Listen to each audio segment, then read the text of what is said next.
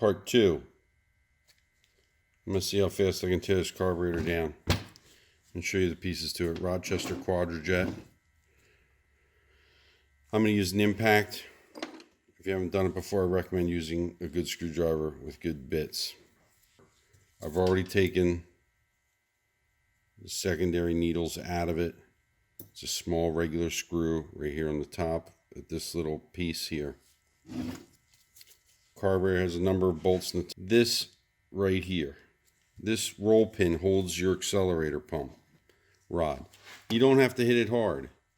You're going to tap it in there.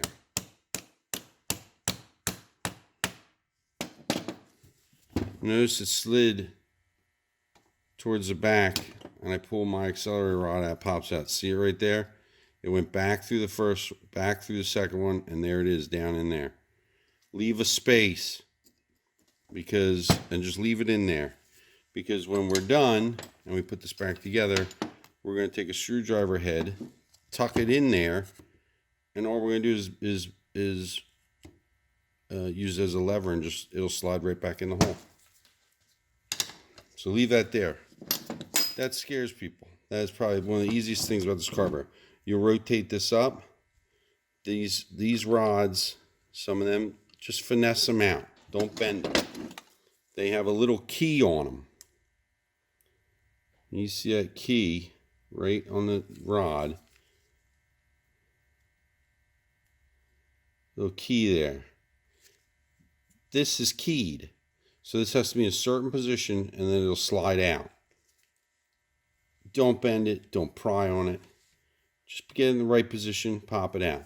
This will be easier to work on. If you do spray it with some gum cutter, clean it, you can probably see the little keyway in there.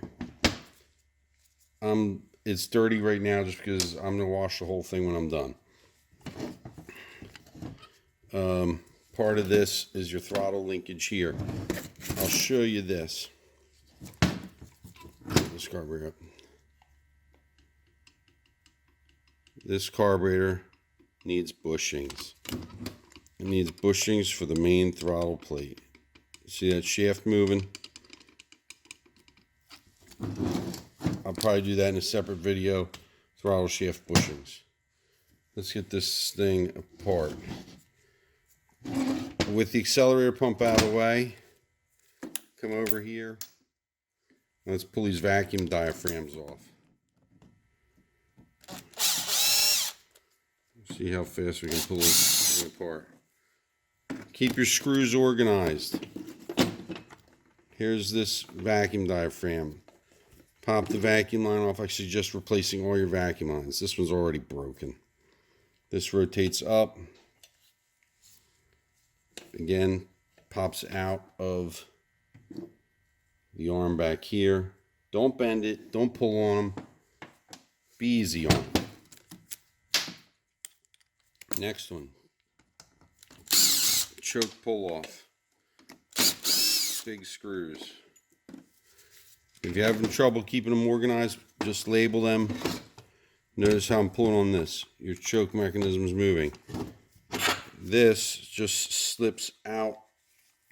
You can take this off of here. You take your diaphragm off. Okay, slip it off the end of your rod here. And then this, I believe, rotates and comes right out of the bottom of one of the choke arms. I'm going to have to hold one down. Hold the choke arm down. There it is. And again, wiggle it out of there. Comes out. The only thing that's holding that is the fact it's held vertical by the vacuum diaphragm. There's nothing else holds that rod in there. And there's your choke mechanism. I'll get into more detail on that. People get scared of this. There's a rod that holds your choke.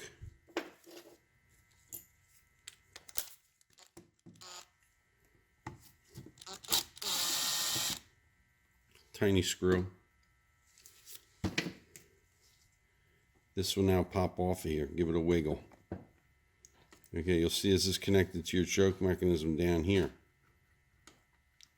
Give it a turn, pull it up a little bit, or use your finger, hold this down. Give this again a wiggle and rotate it. I rotate it clockwise a little bit. I might have to hold it in the middle.